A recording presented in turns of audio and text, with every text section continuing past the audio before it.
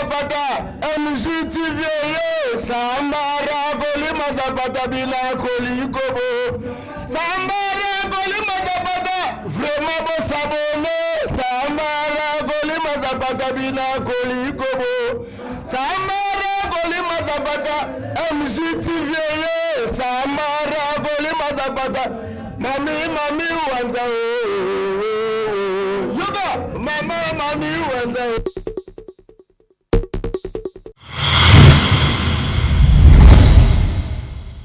MJTV, vitesse wapi.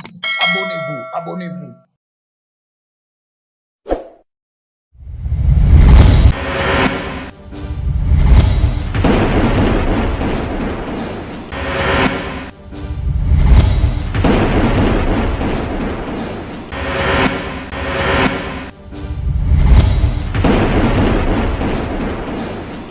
Voilà, bienvenue comme ça dans votre chaîne MJ Télévision et surtout dans votre émission Parlons Bible qu'on doit parler aujourd'hui de la Bible, on doit parler aujourd'hui de cet effet où ils allaient à Pasteur Moïse Mbiye Bordio pour une fois encore. Et bimé, bana maman, Bokoto, abonnez-vous massivement dans votre chaîne MJ Télévision, Mami Ouanza, voilà. Il y a à boire et à manger, bana maman, Bokoto, donc bon week-end, nabino nyonso, bisika bizwami bino. Bisikoyo bokomi komesana déjà ko capte chaîne na biso MJ Télévision. Merci pe na yo lisusu oyo zalaka wana pona ko partager ba vidéo na biso, ko partager misala o tozali ko présenter bino na nzela ya chaîne na bino MJ Télévision. Voilà, on doit parler de cette affaire Baudio Moïse Mbiye. Mandiko nangana lobelo moko kaka na biso ba congolais. Pourquoi tolingaka kozwa ka chaque temps oyo ezalaka pona ko déstabiliser oyo eza basali ya nzambe na biso to ba oyo bakambaka biso spirituellement. Fidèle ami internaute, ça fait mal, hein? Ça fait mal lorsque ngana monaka tozwaka basali ya nzambe ou vraiment bazaba loin de Dieu toyaka kopakola bango salité moko boye to bosoto moko boye na nzoto boyebi daniti manga ndenge akendaka boyebi nga ndenge na solola na bino bana mama soki eza eloko oyo ya mabe boyebi toyaka tolobaka oyo eza mabe parce que daniti mangazalaka blanc comme blanc, noir comme noir. S'il faut dire la vérité, on doit venir dire la vérité, rien que la vérité.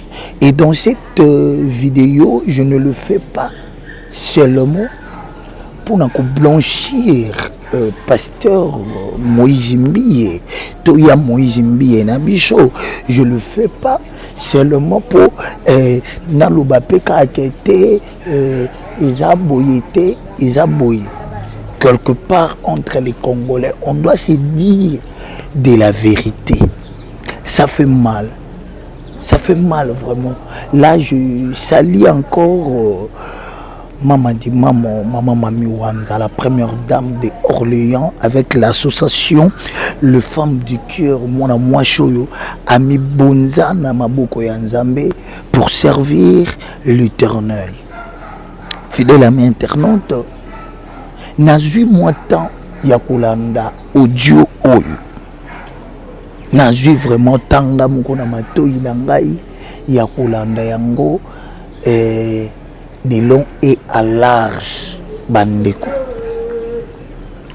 Omoni makambu ya basali ya nzambe, il faut bao bazabana na nzambe na ndenge penda ya solo, il faut tout ça la attention nango.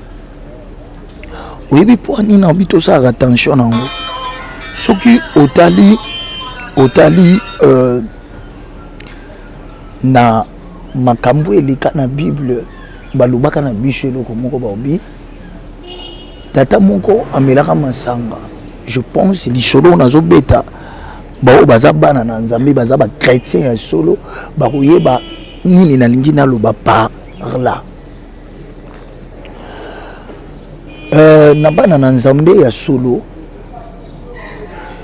tata wana amelaka masanga akomaka vraiment na kwiti oyo ezali ya makasi et il s'est fait papa akataka bilamba atikali bolumbu parce que kwiti salaki ke emema ye bongo azala bongo bandeko mais eloko yaki kosala mezaka nini mwana parmi bana na ye mwana moko akotaka amoni papa bongo akriaka hey, papa atikali bolumbu mokili yoki papa zaka na epe na kwiti mais baobi mwana wana zalaka maudit pour toute sa vie mais mwana oyo ayaka koti amoni papa bongo ajoué lamba azipi papa mwana wana zaki maudité.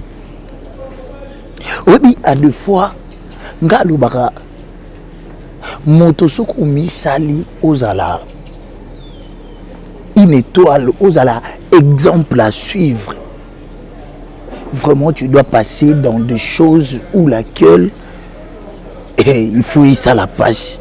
Bandeko Moïse Mbi yango pata tolobaka ke Moïse Mbi ya Moïse Mbi ye alingaka na ye baser ye akokaka kobala te ye azwaka boye to qualifiaka ye na lolenge nyonso biso to qualifiaka ye lolenge nyonso biso to pesaka ye. Ah bandeko nanga tous wana bien. Est-ce que vraiment Moïse Mbi akoki vraiment ko tendi kozwa mwana mwasi moko na lolenge oyo aza lokola calendrier makomi nyonso kana nzoto na ye. Ah, je préfère kutu Eliane bafano wana que peut-être oyo. Et puis bandeko nakoloba eloko ya solo nakotiela bino audio oyo boko mona yango boko yoka audio oyo bana maman pour vous faire comprendre que c'était pas Moïse Mbi. C'était pas Moïse Mbi. En réalité, koyoka voire même voice conversation wana. Tu vois que les gens ont créé seulement pour nuire à la personnalité d'un serviteur de Dieu qui est Moïse Mbi. Mes frères et sœurs, à deux fois, oyebi na likambo musula to bimisaka au mona pe ata moto musu na église soka moni que eloko vraiment leki akoko fuka mape mabolongo na ye asali li pe prière moko ya mabe. Oyebi na kala na ye bakana banzambe malamu. Lorsqu'on était de petits enfants, tout ressemble à un nzambe malamu. Et ça a soko gafé ne logo moko boy baku kangela o mabondeli bo kangelo carême. Koya ko bimiselo moko ya munene boy ke Moïse Mbi que mwana mwasi no bien atako tutoloba pe ya Moïse yango ye akukani ko supporter basité. Bandeko yango yangani azwaka baser kaka na église ye parce que aboya kobala bandeko butala pena jar ya mwana mwasi oyo dans le but que ser na biso azana ye mabe aza mwasi aza kitoko mais par rapport à la qualité oyo peut-être mobali oyo aza komi se respecter mobali oyo aza homme de Dieu. Oui c'est vrai et ça na tatouage mususu moi je suis bêta yango na lobelité basi mususu parce que il y a d'autres femmes soto une dette basser na biso ba mege 30 a beta pe tatouage lorsque azaki na mokili mais lorsque nzamba bengi aza ko salela nzambe na ye. Est-ce que tout ça qu'on se comprendre mais a beta yango te lolenge ndeti oyo ndeko mwasi na biso en regardant seulement sur tali voir même photo il y a la sœur. Pour, ici, il faut dire, ça représente même pas une femme de qualité, une femme qu'un homme de Dieu peut avoir. Moïse Mbi et Ango, peut-être Tolobaka, Tolukelakaye Nini. Bandiko no la bino audio, Daniti Manga la bino audio parce que vous voyez que Daniti Manga ayaka na kaka boy. Quelque part, ce qui n'a pas une vente kimia, bandiko muso benga ba Daniti Manga yo to yebi que yo penda o pe sara mo analyse yango pe mo sens. Bandiko. Prenons un exemple, Moïse Mbi est ton pasteur dans votre église. A écoutant cela, koyoka babilo koyo. Ekoki ko sala yo ndenge nene. Bana mama 2023 ngoto ozana bino ka boy. Oyebi que moi ba rancune mon copé ezali so une alimenter na biso aujourd'hui des premières riz ti 18e riz. Ba rancune ya ba pasteur eza wala.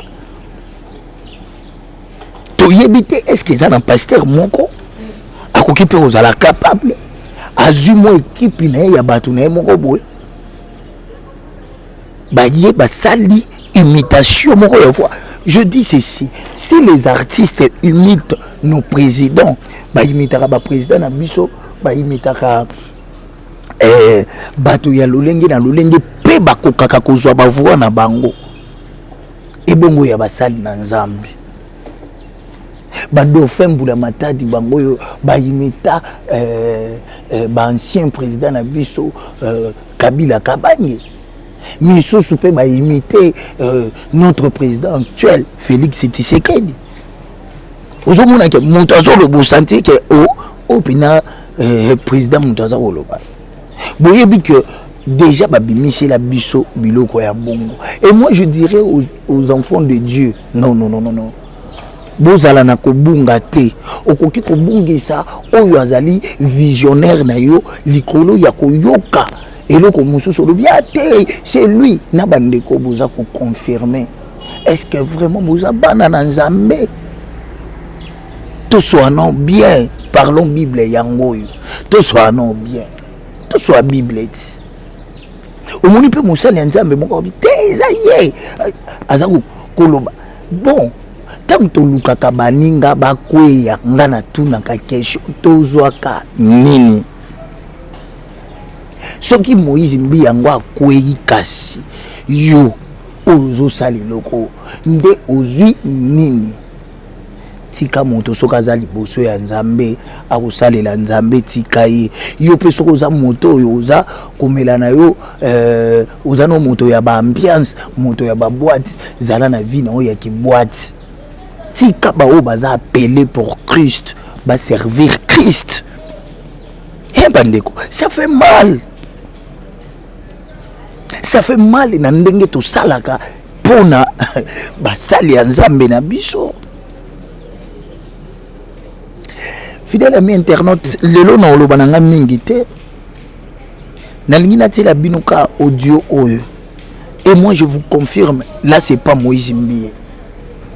C'est pas Moïse Mbi. Na tela binuka audio oyo boyoka bino moko nanu na matoi na bino. Aya Moïse na biso aloba aboyete. Mais moto ayebi pe ko imiter. Oh, a imiter on dirait. Bana na Nzambe, bozala toujours liboso ya Nzambe na bino. Bobungisa Nzambe te. C'est parti avec l'audio et puis on doit retourner pour finir cette émission. Play. Mais je sais pas où. Tu veux pas qu'on se voit dans un autre endroit que chez toi? Je veux savoir pourquoi tu as peur de chez moi. Dis-moi la vérité, ne me mens pas. Dis-moi vraiment la vérité. Pourquoi tu as peur de chez moi, de te retrouver avec moi chez moi? Dis la vérité. Moïse, je pense que j'ai pas besoin de le répéter parce que toi et moi savons beaucoup de choses. Et juste pour éviter certaines choses, je préfère, si on doit parler toi et moi, je préfère qu'on parle vraiment en dehors de chez toi. Comme ça, c'est plus sûr. Et puis voilà. Je préfère pas qu'on se retrouve chez toi parce que on doit parler sérieusement. Donc c'est un peu pour ça. Et tu sais de quoi je parle, j'ai pas besoin de répéter ça. On se voit chez moi à la maison. J'ai pas voulu te l'écrire, j'ai voulu te l'envoyer par WhatsApp, par message vocal, que tu pourrais entendre et réentendre encore. Chaque fois que tu auras besoin d'entendre cette voix. Je sais que je t'appelle pas, je sais que je réponds pas souvent aux SMS, mais je t'aime et je pense à toi. Je réfléchis beaucoup, je ne sais rien te promettre, mais sache que tu es l'amour de ma vie. J'ai jamais aimé comme je t'aime, et tu es la plus belle femme que j'ai rencontrée, avec qui j'ai vécu dans ma vie. Je rêve de rester avec toi tout le temps, de faire l'amour tout le temps, t'embrasser tout le temps, te caresser tout le temps, regarder ton nez que j'adore tout le temps, voir ton sourire tout le temps. Je t'aime, Gloria. Tu sais, les mots me manquent tellement parce que je commençais aussi à me poser des questions et maintenant je me rends compte que je n'ai même plus besoin de me poser de questions. J'ai juste besoin d'être patiente. Et voilà. Ça va droit au cœur. Je ne m'y attendais pas. Pour entendre parler, je l'ai gardé. Et comme je te dis, je le garderai précieusement. Mon point de vue, mes paroles, tu le sais. Et tu sais aussi que je t'aime. Tout ce que je peux me demander, je sais que parfois tu es occupé, très occupé même, mais le moindre signe me ferait aussi beaucoup de bien. Parce qu'il y a des moments où je pense tellement à toi. Aujourd'hui téléphone natinde dio photo à 5 6 numéro ba 5 6 un tatu aujourd'hui téléphone aujourd'hui natinde dio photo à 5 6 nanga natinde ngo mo kanisa nazo limeyo bisous. nakalisi biloko boyoki ekombo ya mwana mobali oyo eza sur la limite te parce que oza paster ekoliste okoki kovanda te na eglize kokamba bato oyo obalaka te obwakaka siko mai na yo wapi implique.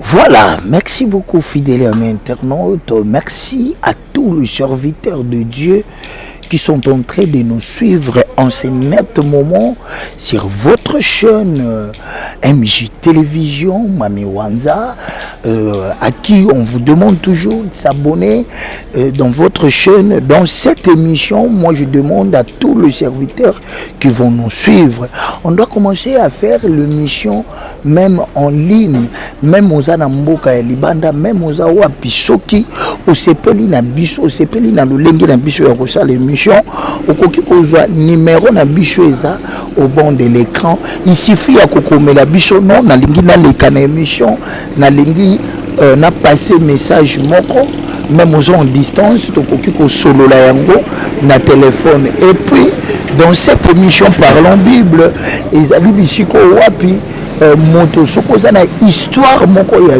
vie na yo et tungisaka, tu peux aussi nous contacter. Il suffit au beta lisolo ya histoire na ya vie na Parlons Bible tokobanda kolobela yango pour que toyebana lokola ba congolais ko bongisa. Voilà, C'était Danity Manga dans votre chaîne, dans votre plateau de haute en couleur. Oyo bisika Danity Manga zaki na esengo mingi ya ko présenter les bino yango asolola na bana ya maman na ye. Cette affaire de pasteur Moïse Mbiye, c'est faux et archi faux. Cette voix-là que vous êtes en train d'attendre, c'est pas notre pasteur, c'est pas notre serviteur de Dieu. Moi, je demande à tous les serviteurs de Dieu qui croient vraiment en Christ de rester toujours fidèles à la présence de leur Dieu. Et parce que 2023, Dieu nous a promis beaucoup de choses et je vous demande pas vraiment bozala perturbé na iloko moko boye pour biso tozwa oyo nzambe a bombi bisika na bino te. Merci na yo moto olandi biso, merci na yo pe moto yo oza ko continuer ko s'abonner dans notre chaîne. Merci à la première dame de Orléans, Maman Mami Wanza. Et merci vraiment pour cette confiance que tu ne cesses jamais à nous révéler et puis à nous donner dans cette chaîne MJ Télévision. Merci à Sylvie Bati, merci Nabande Konyonso, Oyo, Bazana Bisso, on est de cœur avec vous. Merci et bye bye.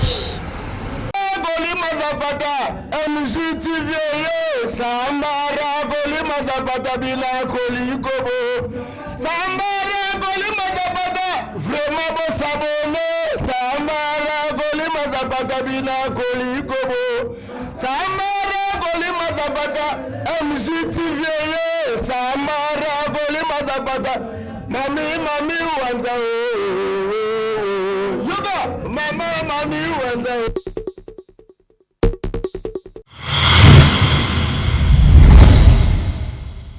MJTV, vitesse wapi. Abonnez-vous, abonnez-vous.